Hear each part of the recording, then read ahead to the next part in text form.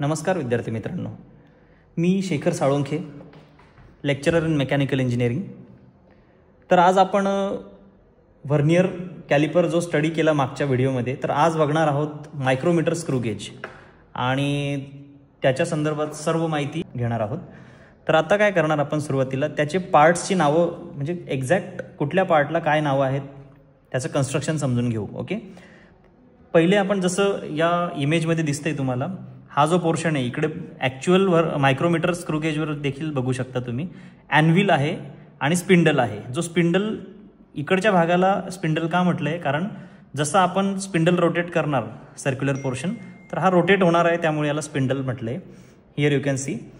तर ही आहे तुमची मेन स्केल, या ठिकाणी बघू शकतात तुम्ही, ही मेन स्केल आहे. ओके, त्याच्या खाली सब डिव्हिजन असलेली स्केल आहे, मेन स्केलचाच हाफ पार्ट असलेली. म्हणजे 1 mm चा जर हा डिव्हिजन असेल तर अर्ध्यासाठी हा खाली मार्किंग दिलेला आहे. म्हणजेच तुम्हाला हे लक्षात येईल, मेन स्केलचे 2 पार्ट आहेत, 2 पार्टमध्ये दिलेली आहे, एक मेन डिव्हिजन आणि सब डिव्हिजन. ओके, नाव पुढे जाऊ आपण. तसंच सर्क्युलर स्केल पण आहे, एक मेन स्केल नंतर एक सर्क्युलर स्केल. याच्यावरही बघा आणि इमेजमध्ये बघा, सर्क्युलर स्केल या ठिकाणी दाखवली. म्हणजे हा जो टिम्बल आहे सर्क्युलर स्केलवर देखील मार्किंग आहे, जसं की मी 0, 5, 10, 15. ओके, नाव आतल्या पार्टला स्लीव म्हटलं आहे आणि बाहेर हा टिम्बल आहे, असे त्याचे पार्टचे नाव आहेत या पद्धतीने. ठीक आहे, नंतर एंड पोर्शन जो आहे, जो फिरवण्यासाठी वापरणार आहोत आपण, रॅचेट आहे.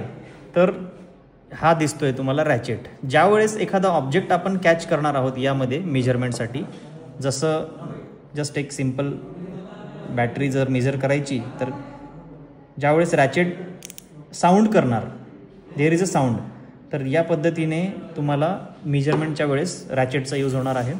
तर सगळ्या पार्ट्स जाणून घेतल्यावर, ही यू फ्रेम आहे जी तुम्हाला पकडण्यासाठी, त्यावर तुम्हाला दिलेलं आहे सध्या बघा, याची कपॅसिटी दिली आहे maximum dimension measurement 0 to 25 mm आणि त्याचा लिस्ट काउंट दिलेला आहे, म्हणजे कमीत कमी मेजरमेंट करण्याचं डायमेन्शन 0.01, म्हणजेच 10 मायक्रॉनपर्यंत आपण या मायक्रोमीटरचा यूज करू शकतोय मेजरमेंट पर्पज, प्रिसिजन इन्स्ट्रुमेंटसाठी. तर जसे काही स्मॉल ऑब्जेक्ट असतात किंवा शीट असतील, रॉड असतील, तर त्यांचं मेजरमेंट आपण या मायक्रोमीटर स्क्रू गेजने करू शकतोय. Okay, first of all check for the zero error, close the spindle gently using the ratchet. Okay, here I am doing, बघा मी करतोय, जसं मी क्लोज येतोय, ॲनव्हिल्स आणि स्पिंडलला जवळ आणण्याचा प्रयत्न करतोय, ॲनव्हिल आणि स्पिंडलला जवळ आणण्याचा प्रयत्न करतोय. तर या ठिकाणी आपण जसा क्लोज झाला तर रॅचेटचा साऊंड झाला आहे, त्या ठिकाणी हा चेक करायचा आहे की 0 करेक्ट आहे का, म्हणजे हा 0 तुमच्या मेन स्केलच्या लाईनला मॅच आहे का, तर नाही. ज्यावेळेस बघा तुम्ही दिसतंय तुम्हाला, तर तो मॅच नाही. तर त्यासाठी ठीक आहे, या व्हिडिओमध्येच तुम्हाला कसं सेट करायचं ते पण दाखवतो मी. तर हा तुम्हाला या ठिकाणी दिलेला असतो एक छोटासा सेटिंग स्पॅनर. ओके, तर त्या स्पॅनरचा यूज करायचा आहे तुम्हाला. एक या ठिकाणी एक लॉकिंग डॉट आहे बघा, होल, तर त्यात तुम्हाला त्या सिलेंडरला म्हणजे स्लीवला पकडायचं आहे, या पद्धतीने दिसतंय. झाले लॉक आणि मी करणार आहे 0 सेट. 0ला आलेलं हे बघा मित्रांनो, आपण स्पॅनरचा यूज करून 0 सेट केलेला आहे, दिसतोय. या ठिकाणी टिम्बल बघा 0वर थांबलं आहे. ओके, म्हणजेच आत्ता या ठिकाणी 0 एरर असलेला मायक्रोमीटर सेट केलेला आहे आपण. नाव जसा 0 एरर निघाला, तर विदाऊट एनी एक्स्ट्रा प्रेशर आपण या ठिकाणी तो 0 एरर तयार म्हणजे काढला आहे. आता रिडिंगसाठी आपण रेडी आहोत. तर बघा मायक्रोमीटर कसा वापरावा एक्झॅक्ट. आता मेन स्केल रिडिंग हा एक महत्त्वाचा पार्ट असणार आहे. तुम्हाला माहिती तर झाली पार्ट्सबद्दल, तर आता आपण रिडिंग घेऊन एक प्रॅक्टिस करणार आहोत कशा पद्धतीने मायक्रोमीटर वापरायचा. मायक्रोमीटर स्क्रू गेज, ॲनव्हिल आणि स्पिंडलमध्ये तो स्पेस तयार केला रिव्हर्स घेऊन, आणि टिम्बल फिरवून मी रॅचेट ज्यावेळेस मी ओपन करत होतो त्यावेळेस बघा ही ग्रिप वापरतोय, but while closing and measuring dimension मी रॅचेट वापरणार, हा बॅक पोर्शन रॅचेट, कारण तो जसा का ऑब्जेक्टला कॅच करणार त्यावेळेस तो साऊंड करणार आहे, म्हणजे तुम्हाला त्या ठिकाणी थांबायचं आहे, याचा यूज प्रॉपर करायचा आहे असा. तर बघा जसं मेजरमेंट क्लोज होईल साऊंड आलेला असेल तुम्हाला तर फर्स्ट साऊंडलाच थांबायचं आहे. नंतर लॉक नट दिलेला आहे, हा लॉक नट क्लोज करायचं आहे आणि मी नंतर ऑब्जेक्ट काढून घेऊ शकतो आणि रीडिंग घेण्यासाठी सज्ज आहे आता. ओके, तर मेन स्केल रीडिंग किती आहे आपण ऑब्जेक्टचं मेजरमेंट आधी ते बघूया. बघा, मेन स्केलवर जे ओपन झालेलं आहे पोर्शन सगळ्यात आधी डायरेक्ट तो बघायचा आहे. 15, 16 वरच्या मेन डिव्हिजनवर जातो आहे मी, सब डिव्हिजनवर नाही अजून. 15 नंतर 16 देखील आहे माझ्यासाठी open. And now below sub division 0.5ची पण ओपन आहे, म्हणजे 16.5. माझ्याकडे आत्ता तरी 16.5 रीडिंग ही मेन स्केलची आहे. ओके, मेन स्केल रीडिंग आहे 16.5 mm. ओके, वरती या ठिकाणी mm दिलेलं आहे, तर 16.5 आपण पहिली रीडिंग मेन्शन करतोय. नंतर ऑब्जेक्ट आपला बॅटरी घेतली आपण, बॅटरी थिकनेस लिहून घेतो मी इथं. बॅटरी ऑब्जेक्ट होता आपला मेजरमेंटचा आणि थिकनेस म्हणून असं करू आपण, चालेल. ठीक आहे. नाव सर्क्युलर स्केल रीडिंग काय आहे तुम्हाला आता सर्क्युलर स्केलवर बघा 0 to 50पर्यंत पूर्ण सर्क्युलर स्केल मेन्शन केलेली आहे.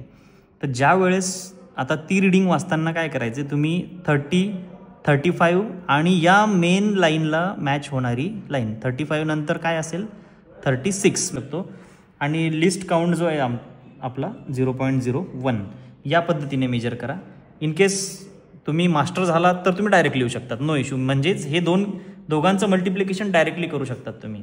तर हे कॅल्क्युलेशन तुमचं टोटल रीडिंग स्वरूपात जर घ्यायचं असेल तर टोटल रीडिंग आलेली तुमची 16.5 प्लस यांचा मल्टिप्लिकेशन मीन्स दिस. ओके, याला मल्टिप्लाय करावं लागेल तुम्हाला. ठीक आहे, तर आता फायनल रीडिंग आपली येणार आहे.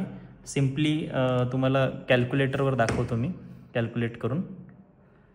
36 इंटू बॅटरी लो 0.01. ओके, तर हा तुमचा 0.36 प्लस करायचं आहे या ठिकाणी. आधी जी मेन स्केलची रीडिंग होती 16.5.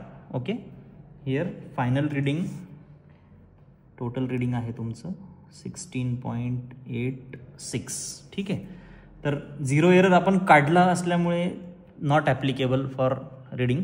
आणि मग फायनल रीडिंगमध्ये मी लिहू शकतो 16.86 म्हणजे 16.86 mm.